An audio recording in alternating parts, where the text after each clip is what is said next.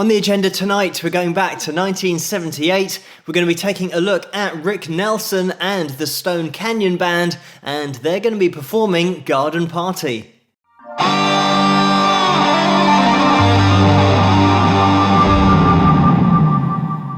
Hello, Phil here from Wings of Pegasus, and welcome to another analysis video. If you enjoy this video, please give it a thumbs up and subscribe. So let's get Rick and the guys up on screen and see how they get on. I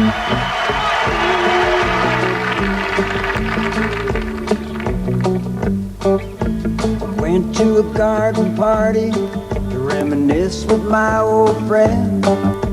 Chance to share old memories, play a song again. When I got to the garden party, they all knew my name, but no one recognized me. I didn't look the same, but it's alright now. I learned my lesson well. You see, you can't please everyone, so you got to please yourself. People came from miles around, everyone was there. Yoko brought her walrus, there was magic in the air. And over in the corner, much to my surprise, Mr. Hughes hidden Dylan's shoes, wearing his disguise. But it's alright now, I learned my lesson well. You see, you can't please everyone, so you got to please yourself. Da da da, da da da da.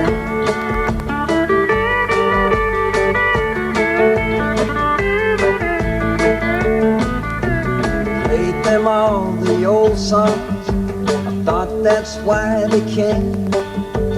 No one heard the music, we didn't look the same. I said hello to Mary Lou, she belongs to me. When I sang a song about a honky-tonk, it was time to leave. But it's alright now, I learned my lesson well. You see, you can't please everyone, so you got to please yourself. Da da da, da da da da, da da da.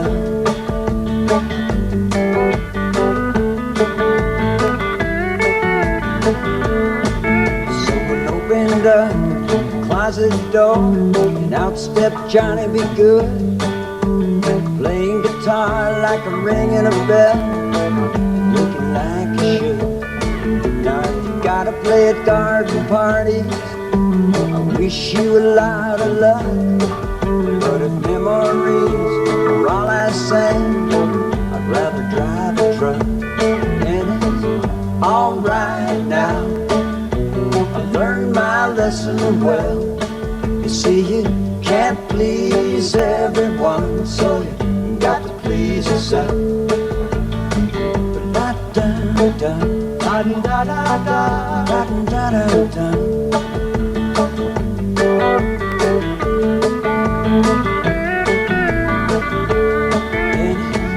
Alright now, I learned my lesson well. You see, you can't please everyone, so you got to please yourself.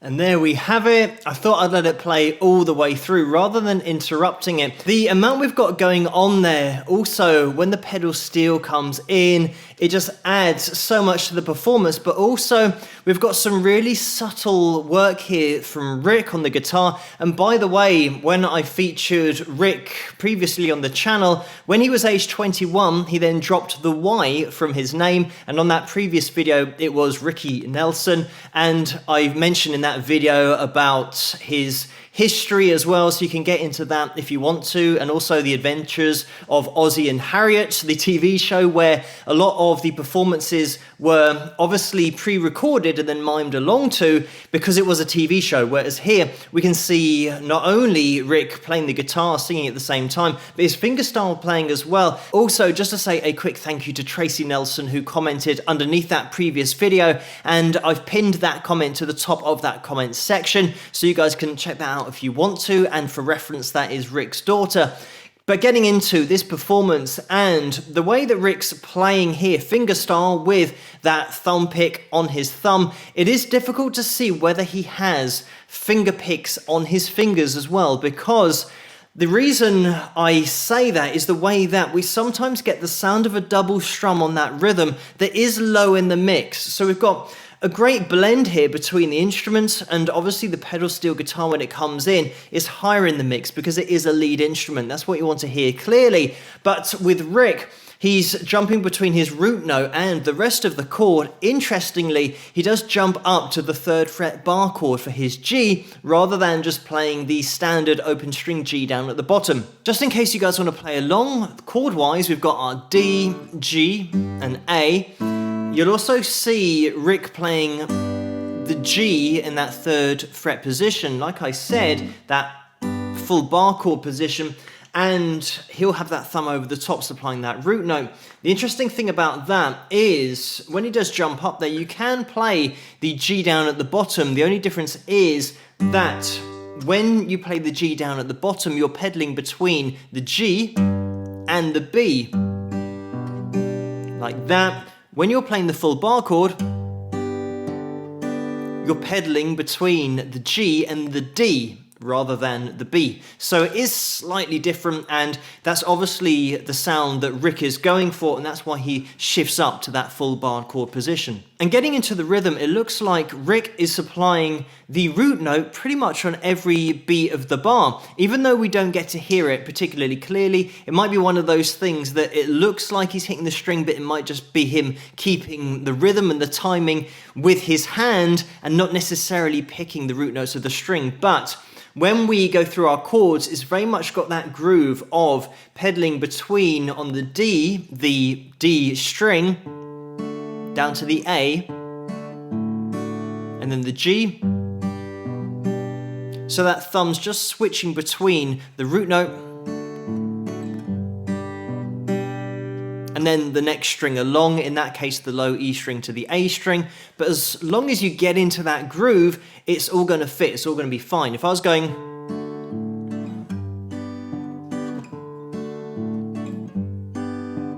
and jumping up to that full bar chord position, but you can jump straight from the D to the G if you want an easier change. It won't sound like the G up here because we've got that B that comes in, but you can still have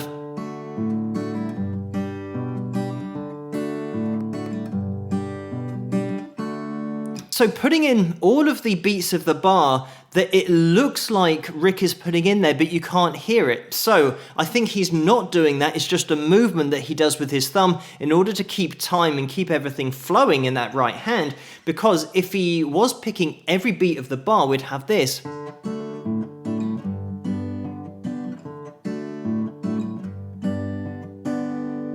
Which gives it a totally different personality and starts to straighten out the groove rather than having that jump. Another thing that we have in there, in the verse, we have this little rundown. So starting with our D,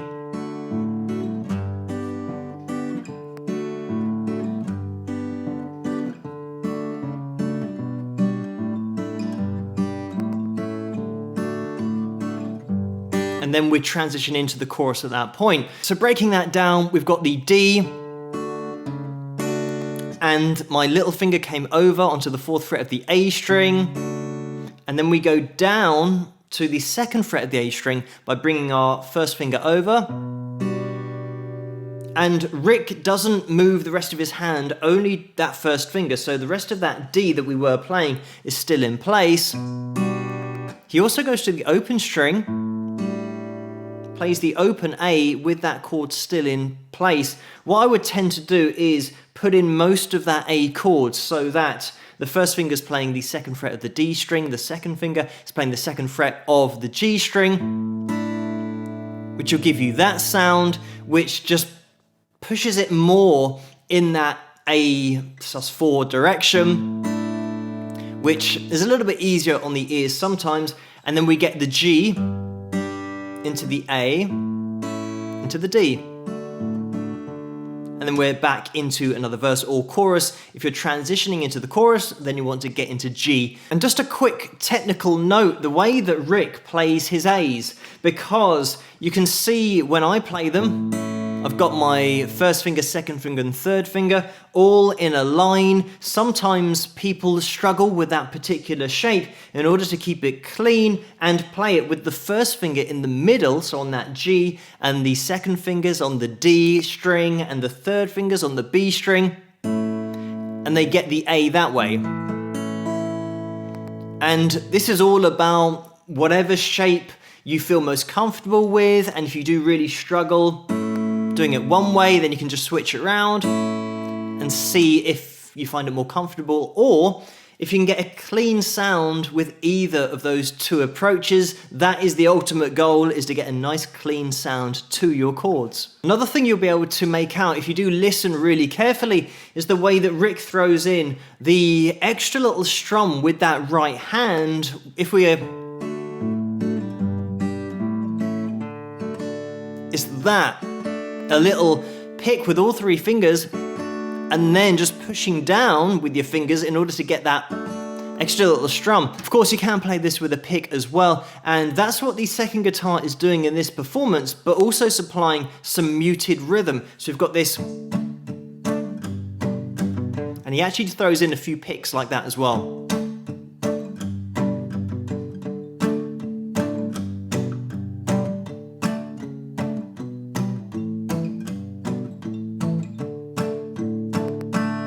Kind of like that. And if you want to put those two things together, you can start to just focus on the root note of the chord and still throwing in the rest of the chord. So we've got this.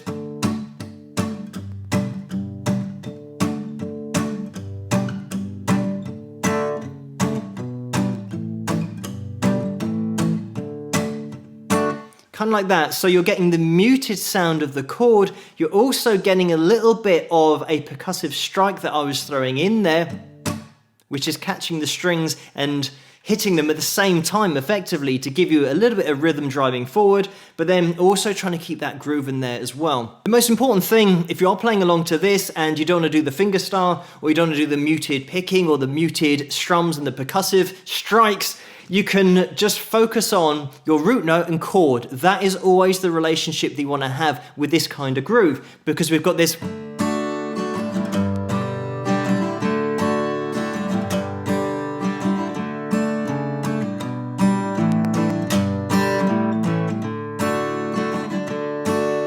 So you can see how I'm breaking up my rhythm there. You could probably see there where I was jumping from the root note of the chord to the rest of the chord and just alternating. So in slow motion it's like this.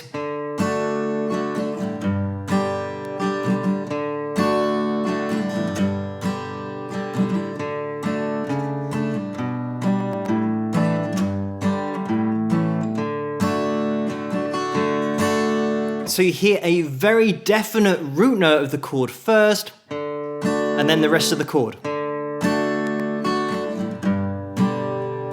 which then allows you to jump from the root note to the rest of the chord to give you that bounce. The other thing about this performance is the fact that it's really cut back, and dynamically we're staying in quite a reserved place, and you can certainly tell that with the drums that are going on here, because it's mostly just hi-hat and foot pedal in there and just a rim shot that you can hear, but that is hidden somewhat by the hi-hat as well. It means that when the pedal steel does come in, it sits on top of that solid foundation that's been set already, but dynamically it's just in the right place in order for that pedal steel guitar to just cut through. And that's Tom Brumley, by the way, on pedal steel, doing a great job.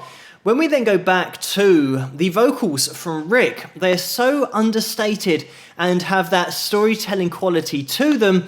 And it's very much the nature of this song. He is telling a story. And when you start to analyze the guitar that's going on as well, it will be something that flies under the radar, probably because of the mix that we're listening to. But Rick is getting through his chords, playing fingerstyle, but still delivering this quality vocal that has so much in there from a storytelling perspective lyrically. It's no surprise that this song was a huge hit just all round, but also got to number 44 in the country charts and got to number 1 in the easy listening charts because it is so easy to listen to. It also had that crossover appeal because it got to number 6 in the standard charts. And it is one of those songs that was written by Rick from personal experience, where he was playing at an event at Madison Square Garden. I'm sure you guys all know about this, but all the people that he mentions in this song were there, and he was there to perform some of the old hits, and I think a lot of people did turn up to hear those.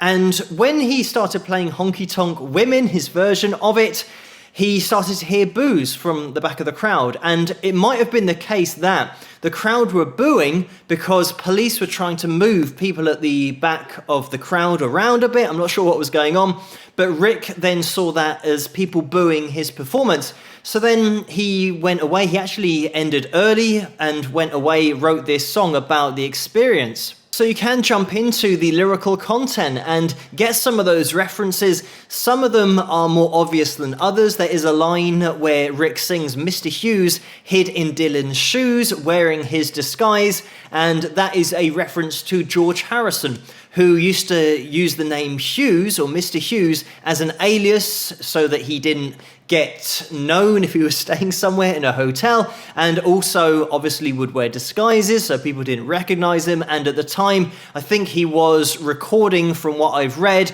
a Bob Dylan tribute album, but unfortunately that didn't come to fruition. It didn't happen, but it was happening. That was the reference that Rick was giving at that point. Also, at the end when he says, "I'd rather drive a truck," that, I think, is a reference to when Elvis Presley used to drive a truck and he'd go round auditioning to record labels and they said, "You'll never make it as a singer," and stick to the truck driving. What I do really like about this song is the fact that Rick, throughout his career, would have done a lot of covers of other artists' songs, and this was one that he wrote from personal experience that did connect with the audience en masse. And certainly when you think about his life and the fact that in his younger years, obviously being on TV so much with his family, there was a very particular audience that would have been into the show. And as he grew older, it's then a case of finding your own identity, because of course he wouldn't have been making music that would appeal to everyone, because that is impossible. And especially coming from a show like that and then changing his name to just Rick rather than Ricky at 21 years of age, it means that he wants to move on. He wants to make his own sound. But it's great that Rick just accepted himself, that you got to please yourself. You can only be happy with yourself. And if other people like it, great. But if they don't, there's no point trying to change to make other people happy, because you're never going to be able to make everybody happy. And it's such a great message in this song. This is the kind of advice that is timeless, because for any artist or band out there at the moment, they might not be sure what they want to write or how they should sound. Don't worry about what you should sound like.